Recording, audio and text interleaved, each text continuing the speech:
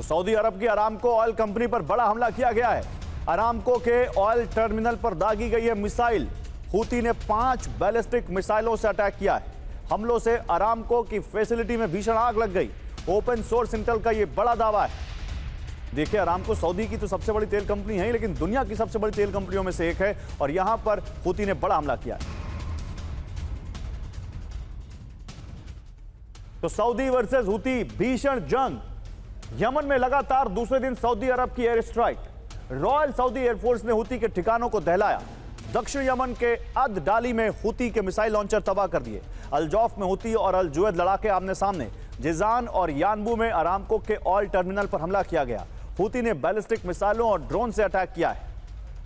अब मैं यहां पर जाऊंगा, हमारे साथ जो ऑगस्टिन जी जुड़े हुए हैं। ऑगस्टिन जी, क्या आपको लगता है कि ये जो अटैक्स हैं इनसे हूती को कंटेन कर पाएगा सऊदी अरब, या यहां पे भी अमेरिका या इजराइल को मदद करने आना पड़ेगा, और फिर इस वॉर को आगे कैसे दे जाते देखते हैं आप?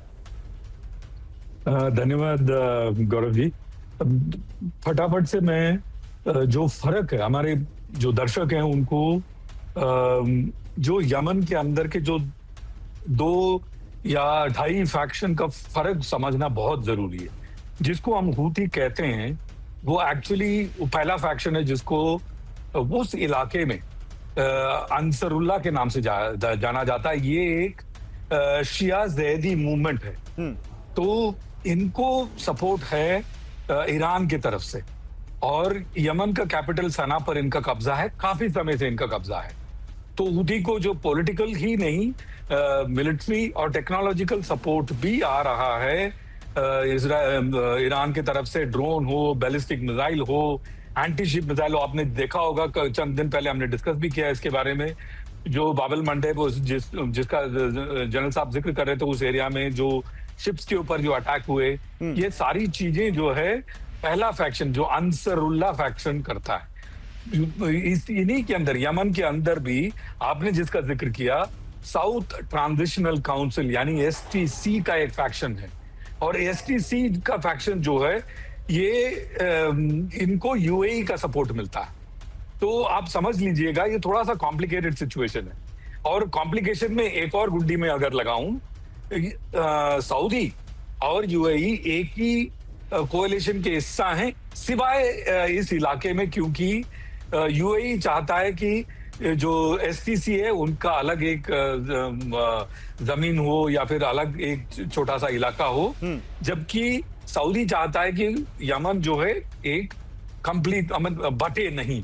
तो इसमें इनफैक्ट मैं दर्शकों से कहूंगा कि नेटफ्लिक्स में इसका एक छोटा सा एक डॉक्यूमेंट्री भी है, जाकर के देखें। ये यूएई और सऊदी आमने सामने आ गए थे, लड़ भी गए थे इस बात से।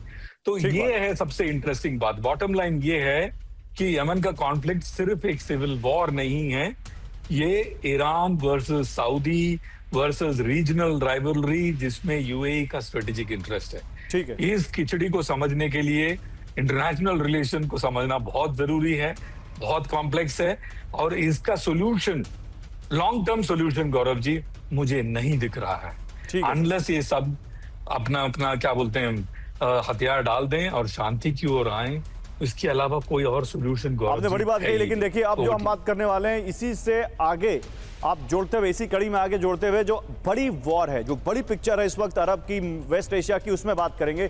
जरा ब्रांडिंग यहाँ पर चेंज होगी। हॉर्मुज में तूफान, देखिए यही चल रहा है इस वक्त अरब में, और उसी से जुड़ा हुआ हूती का ये मसला भी आप थोड़ा बहुत जोड़ सकते हैं। ट्रंप का क्या न्यूक्लियर प्लान है, इस पर बात करेंगे। आइए जरा इससे जुड़ी खबरें दिखाते हैं। पश्चिम एशिया में बहुत बड़ी जंग की तैयारी है।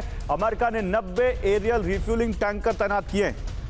अब अमेरिका ने नुमाइश के लिए तो ये टैंकर यहां तैनात किए नहीं होंगे। क्या मकसद है अमेरिका का यहां 90 एयर रिफ्यूलिंग टैंकर तैनात करने का? इजराइल के एयरबेस में अमेरिका ने तैनाती की है।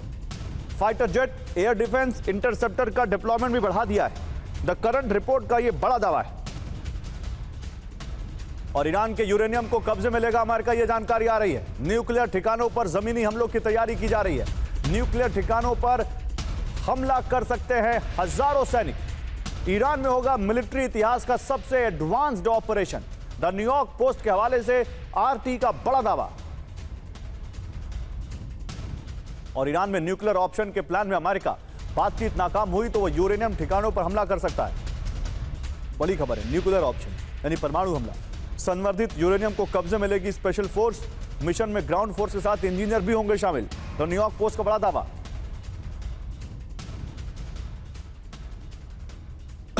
तो ईरान में अमेरिका का न्यूक्लियर ऑप्शन देखिए, ईरान के संवर्धित यूरेनियम को कब्जे में लेगा अमेरिका। ईरान में हो सकता है सबसे advance ground operation. Pickaxe mountain की न्यूक्लियर साइट पर हमलों की तैयारी है। न्यूक्लियर ठिकानों पर हमला कर सकते हैं हजारों सैनिक। मिशन में ग्राउंड फोर्स के साथ ट्रेंड इंजीनियर भी शामिल होंगे। पिकेक्स में 450 किलोग्राम संवर्धित यूरेनियम और सेंट्रीफ्यूज होने का अनुमान है।